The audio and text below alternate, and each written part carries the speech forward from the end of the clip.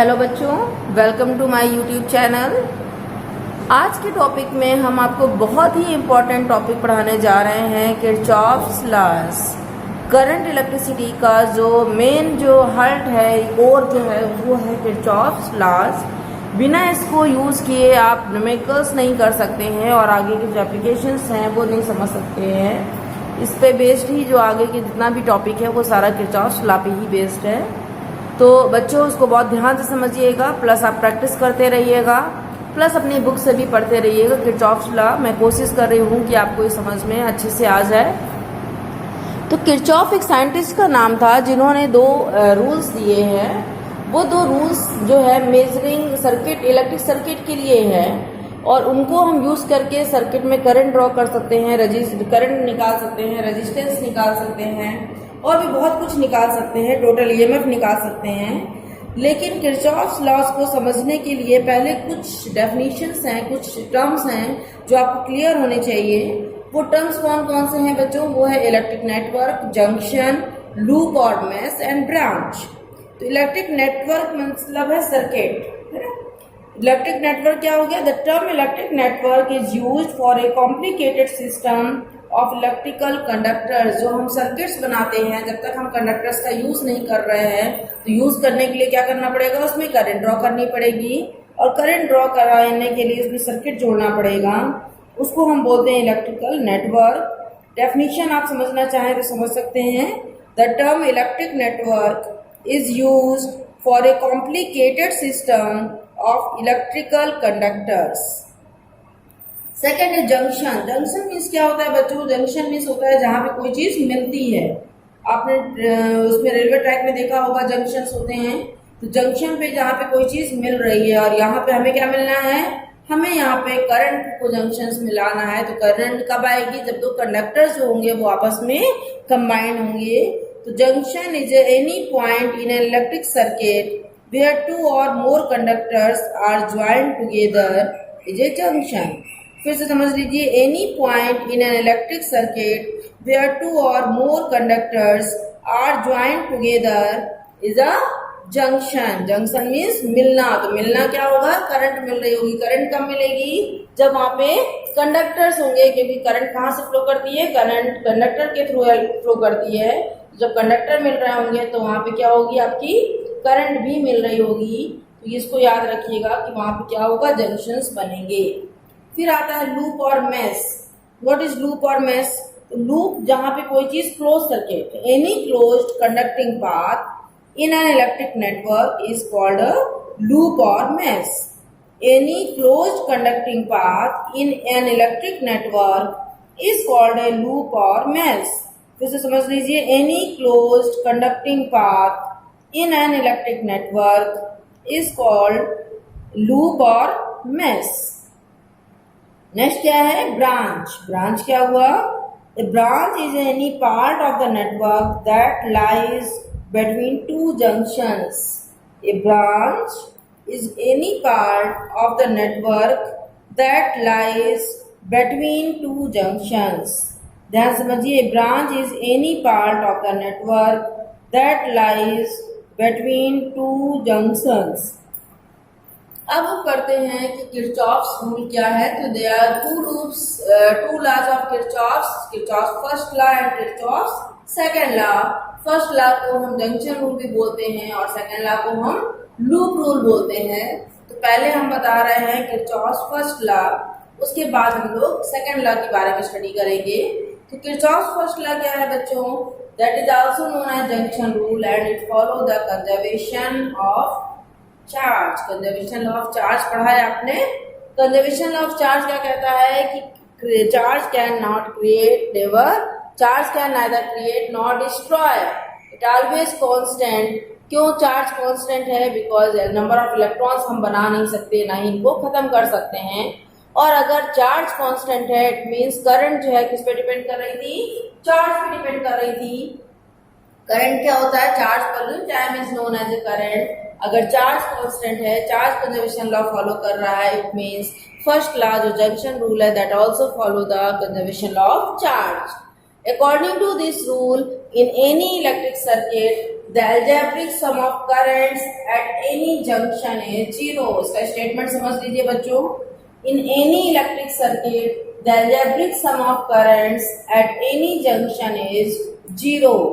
In any electric circuit, the algebraic sum of currents at any junction is zero. मतलब क्या हुआ, इसको mathematically हम कैसे रिप्रेजेंट करेंगे? Summation of I, the symbol is known as summation of sigma.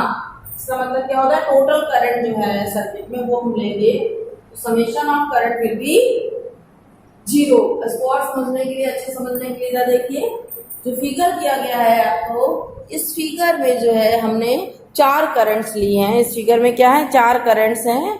चारों current जो हैं वो डिफरेंट डायरेक्शंस पे हैं बच्चों. इसको आपको ये देखना होगा. तो चारों करंट्स हैं वो कैसी हैं? डिफरेंट डायरेक्शंस पे हैं. डिफरेंट डायरेक्शंस पे हैं. आप कोई भी डायरेक्शन लगा सकते हो. ये जरूरी नहीं है कि हम यही डायरेक्शन से. यहाँ करंट I1 है, ये करंट I2 फ्लो कर रही है, I3 और ये I4 है. आप इनके डायरेक्शन चेंज भी कर सकते हैं. और ये जो पॉइंट हुआ, that point is known as junction. ये पॉइंट हुआ, इस पॉइंट को हम क्या बोलेंगे? जंक्शन. क्योंकि सारी करंट्स क्या हो रही है? यहाँ पे आ गई है, तो मिल रही है या वहां से निकल रही है. जंक्शन का मतलब मिलना भी होता है और वहां से सेपरेट होना भी होता है. तो कोई पॉइंट जहाँ पे 2 और मोर देन कंडक्टर्स आपस में मिल रहे हो या वहां से बाहर निकल रहे हो, those are known as junction. That point is known as junction. अब हमने कहा कि यहाँ पे हमने I1 लिया, यहाँ पे I2 लिया, और ये क्या है? I3 और I4. क्योंकि I1 और I2 दोनों क्या हो रही है? जंक्शन की ओर जा रही है, टुवर्ड्स द जंक्शन जा रही है. I3 I4 क्या निकल रही है? जंक्शन से बाहर निकल रही है. तो हम क्या कर सकते हैं? Total sum of current will be zero. It means क्या हो गया? I1 प्लस I2 और I3 I4 को माइनस किया है क्योंकि इनकी डायरेक्शन वहां से बाहर निकल रही है. ये दोनों जंक्शन की ओर आ रही है, दोनों जंक्शन से बाहर जा रही है, इसलिए इनको माइनस लगा दिया. I1 plus I2 minus I3 minus I4 is equal to 0 और I1 plus I2 is equal to I3 plus I4. आप और चीज को याद करने के लिए याद कर सकते हैं. Total incoming current towards the junction is equal to total outgoing current from that junction. अगर ये पॉइंट ना समझ में आए तो आप जंक्शन समझ सकते हैं कि total incoming current towards the junction is equal to the total outward going, outwards the direction of current, outwards current, outgoing current away from that junction. ये किरचॉफ फर्स्ट लॉ था बच्चों. अब किरचॉफ सेकंड लॉ आता है. Second law और loop rule. इसको हम ये किसमें फॉलो करता है? ये कंजर्वेशन लॉ ऑफ एनर्जी को फॉलो करता है. According to Kirchhoff second law loop rule, जब ये तभी बनेगा जब वहां पे क्या बन रहा होगा? कोई लूप बन रहा होगा, कोई क्लोज बन रहा होगा. इसको भी हम आगे कंप्लीट करेंगे, आगे फिगर से अच्छे से समझेंगे. अभी आप इतना समझ लीजिए. Around any close loop of network, और इसका स्टेटमेंट समझते हैं, फिर हम इसको एप्लीकेशंस देखेंगे इसके. Around any close loop of a network the algebraic sum of changes in potential must be zero. मतलब क्या है यहाँ पे? Summation of delta V is equal to 0. जो चेंज होगा that change in potential will be 0. इसका सबका algebraic sum जितना भी होगा. Around any close loop of a network the algebraic sum of changes in potential must be 0. या इसको दूसरी लैंग्वेज में हम कह सकते हैं कि और the algebraic sum of EMF in any loop of a circuit is equal to the sum of the product of current and resistances in it. The algebraic sum of the EMFs in any loop of a circuit is equal to the sum of the products of current and resistances in it. मतलब समझिए, हमने पहले क्या लिया? पहले लिया summation of algebraic sum of change in potential in any closed circuit will be 0. Summation of delta V is equal to 0. और V equal to क्या होता है? IR होता है. हम इसको ये भी लिख सकते हैं summation of E, summation of total potential or total EMF is equal to algebraic sum of the total product of current and resistance across it. अभी इसको और क्लियर हम करते हैं. आप स्टेटमेंट भी ध्यान रखिएगा, उसके बाद उसके एप्लीकेशंस पे जो है ज्यादा क्लियर होंगे जब आपको स्टेटमेंट पता होगा कि वो क्या है. तो बच्चों, इसके लिए हम कुछ पहले कुछ साइन कन्वेंशंस लेते हैं. कैसे हम साइन कन्वेंशन लेंगे, कैसे हमें साइन प्लस लेना है, कैसे माइनस लेना है. तो अभी हम उसको देखते हैं कि कैसे हम साइन कन्वेंशन लेंगे. तो बच्चों, अब हम देखेंगे कि क्या हम साइन कन्वेंशन जो है वो यूज़ करते हैं for loop rule for applying loop rule हमें कौन कौन से कन्वेंशन यूज़ करने हैं, कैसे हम इसको समझेंगे। तो अगर आपको एग्जाम में आता है किरचॉफ्स लॉ बच्चों, तो ये लिखना नहीं है, लिखना उतना ही है जितना अभी तक हमने स्टेटमेंट बताया, फर्स्ट लॉ और सेकंड लॉ। लेकिन हमें अप्लाई करने के लिए, हमें इसको यूज़ करने के लिए जो है वो हमें ये सारे रूल्स और इसकी कॉन्सेप्ट समझनी होगी, जिसके लिए हम ये रूल्स पढ़ रहे हैं। उसको अच्छे से देखिएगा और उसके बाद हम अपने नेक्स्ट वीडियोज़ में इस पे बेस्ड क्वेश्चंस कुछ कराएंगे, कुछ न्यूमेरिकल्स कराएंगे। तो sign convention for applying loop rule में पहला डायरेक्ट रूल क्या है, we can take any direction as the direction of traversal. मतलब हम किसी सर्किट में कैसे भी मूव कर सकते हैं, हम क्लॉकवाइज जा सकते हैं, हम एंटी क्लॉकवाइज जा सकते हैं, हम जिस पॉइंट से चाहें उस पॉइंट से जा सकते हैं। कुछ ऐसा कंपलसरी रूल नहीं है कि हमें क्लॉकवाइज ही जाना है या एंटी क्लॉकवाइज जाना है, या हमें इसी पॉइंट से जाना है या उसी पॉइंट से जाना है। ठीक है। सेकंड रूल क्या है बच्चों, सेकंड रूल कहता है the EMF of a cell is taken as positive if the direction of traversal is from negative to positive. मतलब अगर हम डायरेक्शन, सेल की डायरेक्शन में नेगेटिव से पॉजिटिव जा रहे हैं तो रूल कैसा होगा, तो उसका ईएमएफ कैसा लेना होगा, हमें प्लस लेना होगा। यहाँ पे देखिए ये एरो जो है डायरेक्शन ऑफ ट्रेवर्सल शो कर रहा है। अगर हम नेगेटिव से पॉजिटिव जा रहे हैं then EMF is always positive. लेकिन अगर हमारी डायरेक्शन क्या होगी, उल्टी हो गई, अगर हम पॉजिटिव से नेगेटिव जा रहे हैं तो जो ईएमएफ होगा सेल का वो कैसा लेंगे, नेगेटिव लेंगे। ध्यान क्या रखना है, if we move in the direction of traversal is from negative to positive then EMF is positive. If the direction of traversal from positive to negative then it is negative. बहुत important चीज है ये याद रखना है। Third चीज rule जो है वो क्या है, थर्ड रूल कहता है the current resistance product of current and resistance is taken as positive if the resistor is traversed in the same direction of assumed current. और जी लैंग्वेज में समझ लीजिए, if we move in the direction of current then product of current and resistance is always positive। ये देखिए figure बना है, current अगर इस डायरेक्शन पे जा रही है तो उसका जो वोल्टेज होगा, जो ईएमएफ हम लेंगे वो क्या लेंगे, I into R, इसका रेजिस्टेंस R होगा तो I into R कैसा होगा, ये पॉजिटिव होगा क्योंकि हम उसी की डायरेक्शन पे जा रहे हैं। लेकिन करंट हमारी सेम डायरेक्शन में जा रही है, हमारी डायरेक्शन चेंज होगी तो करंट वैसे जा रही है, हम मूव कर रहे हैं opposite to the direction of current, तो जो इसका प्रोडक्ट होगा, product of current and resistance that is negative. बहुत तीन इंपॉर्टेंट पॉइंट्स हैं कि हम सेल के पॉजिटिव से नेगेटिव जा रहे हैं या सेल के नेगेटिव से पॉजिटिव जा रहे हैं, हम डायरेक्शन ऑफ करंट के साथ जा रहे हैं या हम करंट के डायरेक्शन के अपोजिट जा रहे हैं। दोनों केसेस में जो रूल्स होते हैं वो बदल जाते हैं। बच्चों इनको ध्यान से समझ लीजिएगा, बहुत बेसिक चीज़ें हैं ये और बहुत अच्छे से समझने वाली चीज़ें हैं। अब हम सेकंड लूप रूल को जो है, सेकंड रूल जो किरचॉफ्स लॉ है या लूप रूल है उसको यूज कर रहे हैं। इस फिगर में कोई न्यूमेरिकल्स नहीं है, ये आपको समझाने के लिए सिर्फ लूप बनाया गया और लूप कैसे हैं, 2 लूप्स हैं, एक्चुअली इसमें 3 लूप्स हैं।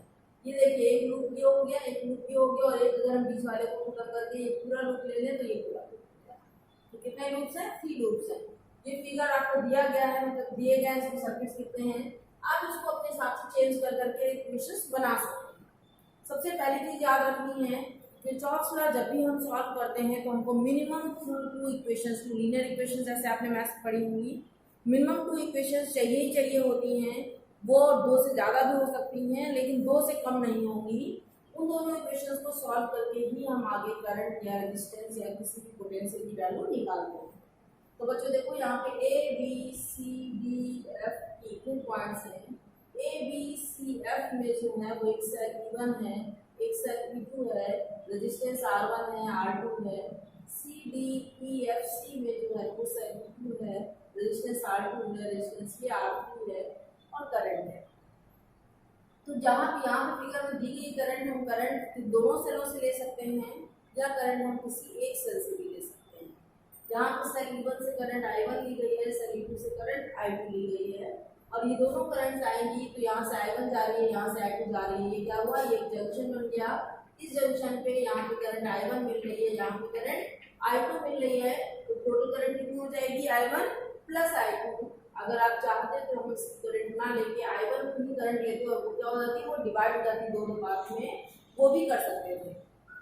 ये तो अब हम देखते हैं लूप रूल कौन सा लगाना है, वो हमने यहाँ से स्टार्ट किया, ए से A B C F A, ये क्लोज लूप हुआ। क्लोज लूप की बात हम जब करेंगे, जिस पॉइंट से हम निकल रहे हैं उसी पॉइंट पे हम फाइनली बिंदु भी होंगे। इस लूप में देखिए लेना है A B C F A B C F A, क्या क्या है लूप में कहता है, क्या कहता है summation of EMF is equal to summation of product of current and resistance. तो पहले हम यहाँ पे देखते हैं हम कहाँ से जा रहे हैं, हम नेगेटिव से पॉजिटिव जा रहे हैं, E1 कैसा हो गया पॉजिटिव हो गया E1, और यहाँ पे इक्वल टू कर दिया, ये करंट की डायरेक्शन में ही जा रहे हो तो I1 R1 कैसा हो गया पॉजिटिव हो गया, ये I1 R1 पॉजिटिव हो गया। अब आगे जाते हैं, इसमें बिलोंग कोई रेजिस्टेंस नहीं है, कोई सेल भी नहीं है, हम यहाँ पे आएंगे तो हम सी से एफ में जाएंगे, तो देखो सी से एफ में हम जा रहे हैं, तो हम जा तो सी से एफ में रहे हैं लेकिन करंट हमारी अपोजिट डायरेक्शन पे आ रही है, तो direction of traversal of current और डायरेक्शन ऑफ करंट दोनों अपोजिट हो गई। ये क्या हो जाएगा माइनस रेजिस्टेंस क्या है यहाँ पे R2 Y2 into R2 minus हो गया, तो क्या हो गया हमारे पास I1 R1 minus I2 R2, और कोई रेजिस्टेंस नहीं है इस लूप में, इसलिए हमारी राइट हैंड साइड की इक्वेशंस क्लियर हो गई। लेकिन अब हम जहाँ से जा रहे हैं तो देखिए हम जब इसमें पहुंचे सी एफ के लॉन्ग पाथ पहुंचे, सी एफ पाथ में हम सेल के पॉजिटिव से निगेटिव जा रहे हैं, और पॉजिटिव से निगेटिव जब जाते हैं तो यहाँ पे देखिए जब पॉजिटिव से निगेटिव जाते हैं तो ये कैसा होता है माइनस में होता है, तो जो E2 होगा वो निगेटिव हो जाएगा, रिजल्टेंट ईएमएफ क्या हो गया E1 minus E2 is equal to I1 R1 minus I2 R2, equation 1 में। दूसरा लूप रूल लेते हैं, दूसरा लूप रूल हमने यहाँ का सी लूप है, यहाँ पे क्या ले लिया हमने एफ से स्टार्ट किया, okay F C D E F. जब एफ से स्टार्ट करेंगे F C D E F में, तो यहाँ पे एफ में हम कैसे जा रहे हैं नेगेटिव से पॉजिटिव जा रहे हैं, एक सेल क्या है E2, तो नेगेटिव से पॉजिटिव जा रहा है और सेल E2 है इसका कैसा हो गया पॉजिटिव। अब आगे जाते हैं करंट की डायरेक्शन पे ही जा रहे हैं, तो I2 R2 पॉजिटिव हो गया, I2 R2 पॉजिटिव। इस जंक्शन पे जाके करंट टोटल कितनी मिल रही है I1 प्लस I2, यहाँ कोई रेजिस्टेंस नहीं है। आगे जाते हैं I1 प्लस I2 सी डायरेक्शन पे जा रही है, इसका रेजिस्टेंस R3 है, तो क्या हो गया हमारे पास I1 plus I2 total current हो गई इंटू R3 हो गया, दोनों का सम हो गया, कोई रेजिस्टेंस नहीं बचा, कोई सेल नहीं बचा, तो रिजल्टेंट इक्वेशन हमारी यही आ गई E2 is equal to I2 R2 plus I1 plus I2 into R3। बच्चों ये कुछ ट्रिक्स थी, कुछ इसके रूल्स थे कैसे हम किरचॉफ्स लॉ को यूज करेंगे, और आगे केस को और अच्छे से क्लियर करने के लिए हम अपने आगे के वीडियोस में आपको न्यूमेरिकल सॉल्व कराएंगे किरचॉफ्स लॉ पे बेस्ड। विदाउट न्यूमेरिकल्स ये एप्लीकेशंस क्लियर नहीं होता। तब तक के लिए आप हमारे चैनल पे बने रहिए और इसको सब्सक्राइब कर लीजिए, वीडियोज लाइक करते रहिए अगर आपको पसंद आए हों तो, और अगर उसमें कुछ प्रॉब्लम्स है तो प्लीज़ आप हमें कमेंट करते रहिए। थैंक यू बच्चों।